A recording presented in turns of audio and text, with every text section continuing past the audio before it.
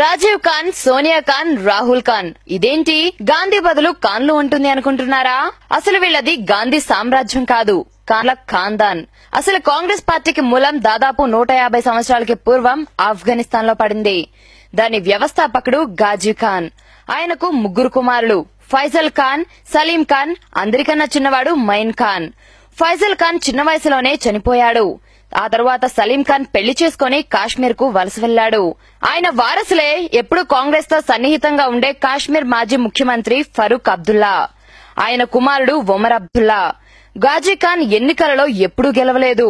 ఆ కోరిక తీర్చుకోవడానికి తన కొడుకును భారత హిందువులను కలపడానికి మొయిన్ ఖాన్ ని మోతీలాల్ నెహ్రూగా పేరు మార్చి భారతదేశంలోకి పంపారు.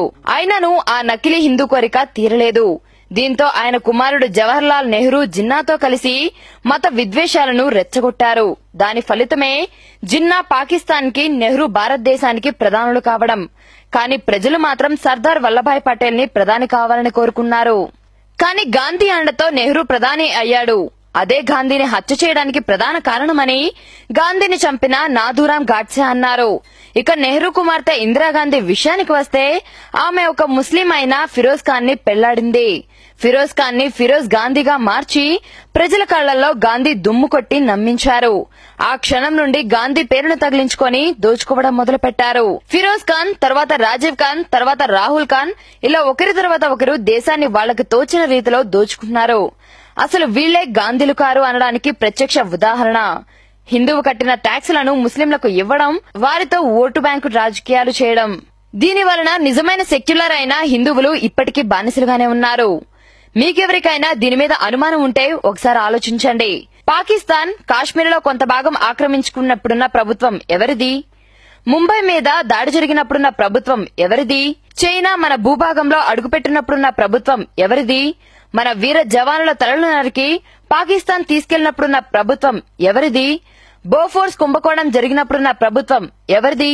సైనికుల వస్తువులన్నీ వదలకుండా అవినీతి చేసిన ప్రభుత్వం ఎవరిది? సిక్కులను ఊచకోత కూసిన ప్రభుత్వం ఎవరిది? సిమ్లాలోని కొంత భాగాన్ని పాకిస్తాన్ కి అప్పగించిన ప్రభుత్వం ఎవరిది? అస్సాంలో హిందువులను చంపిన ప్రభుత్వం ఎవరిది? కాశ్మీర్ లో పండితులను చంపినప్పుడున్న ప్రభుత్వం ఎవరిది? కామన్వెల్త్ క్రీడలను కూడా వదలకుండా తిన్న ప్రభుత్వం ఎవరిది? బొగ్గు స్కామ్ చేసిన ప్రభుత్వం ఎవరిది? భూ స్కామ్ చేసిన ప్రభుత్వం ఎవరిది? దూరదర్శన్ లోగోలో సత్యం, శివం, సుందరం ని తీసేసిన ప్రభుత్వం ఎవరిది? గవర్నమెంట్ చిహ్నం నుండి సత్యమేవ జయతేని తీసేసిన ప్రభుత్వం ఎవరిది? వందే మాత్రంని అవమానించిన ప్రభుత్వం ఎవరిది? ఇందిరాగాంధీకి అడ్డంగా ఉన్నారని పదవి కోసం లాల్ బహదూర్ శాస్త్రి గారిని హత్య చేసిన ప్రభుత్వం ఎవరిది? ఆయన ఎలా చనిపోయాడు అనేది ఇప్పటికీ ఒక దొరకని జవాబు. అప్పుడున్న ప్రభుత్వం ఎవరిది? నెహ్రూకి అడ్డంగా ఉన్న శ్యామ్ ప్రసాద్ ముఖర్జీని దీన్ దయాళ్ ఉపాధ్యాయని హత్య చేశాడు.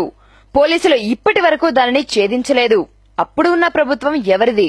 రాజీవ్ గాంధీకి ఎదురుగా ఎన్నికలలో నిలబడదలిచిన వీర బహదూర్ సింగ్ ని ప్యారిస్ లో ఆధారాలు లేకుండా చంపిన ప్రభుత్వం ఎవరిది?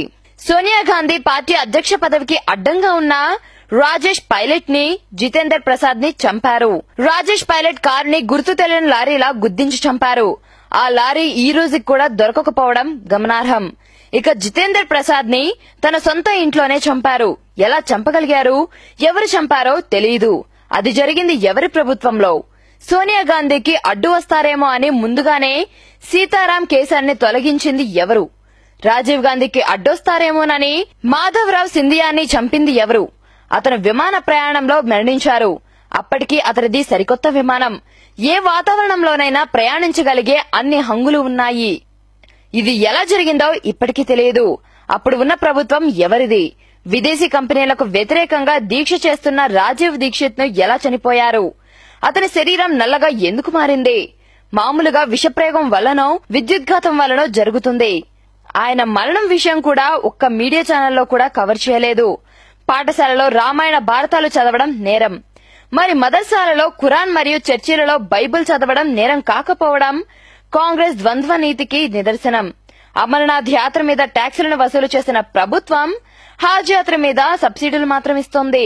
దీనికంతటికీ ఆఫ్ఘన్ మూలాలు కలిగిన కాంగ్రెస్ పార్టీ మాత్రమే కారణం. భారతీయులారా మేలుకోండి, జరిగినదంతా తెలుసుకోండి.